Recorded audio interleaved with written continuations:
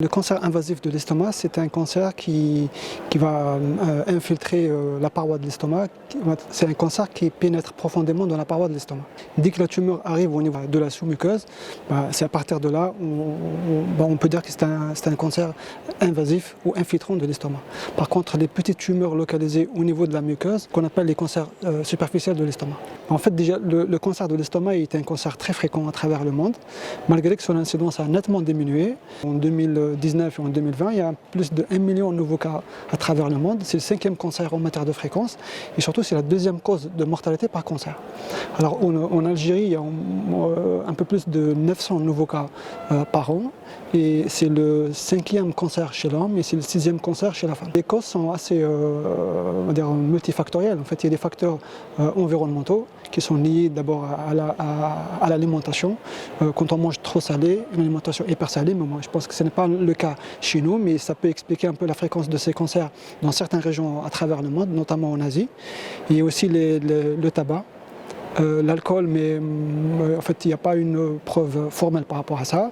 Il y a aussi l'Helicobacter pylori. En fait c'est une petite bactérie qui vit au niveau de l'estomac.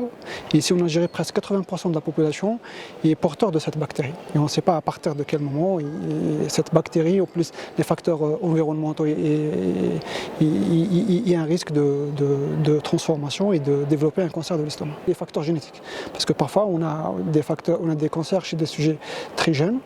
Et voilà, probablement il y a une implication, il y a une prédisposition génétique chez ces patients. Le cancer de l'estomac est un cancer qui, en fait, la symptomatologie n'est pas spécifique. Souvent, c'est des patients qui ont des signes assez simples. C'est des petites douleurs, des épigastralgies, et rarement des signes alarmants, type d'hémorragie digestive ou une grosse masse abdominale. Et le diagnostic, il est fait essentiellement par endoscopie digestive haute. Il faut aller consulter chez un médecin et faire une endoscopie, ce qui nous permet de voir la tumeur, de la localiser et de faire des biopsies. Et à partir de la biopsie, on pourra confirmer le diagnostic de ce cancer. Bien sûr, le cancer, il a un traitement, ça dépend du stade et le type. Mais en général, le seul traitement qui est curatif, qui est efficace, c'est la chirurgie, à condition d'arriver à un stade utile par rapport à ces patients.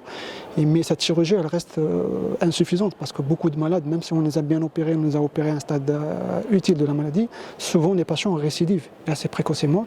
Et c'est pour cela que vous allez trouver ce qu'on appelle des stratégies.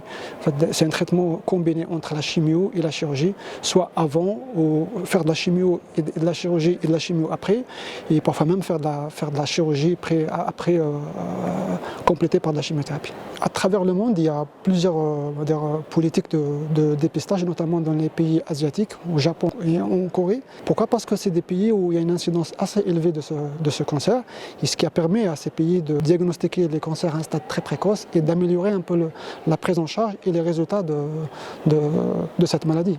En Algérie, à ma connaissance, on n'a pas un programme établi par rapport au dépistage de ces cancers.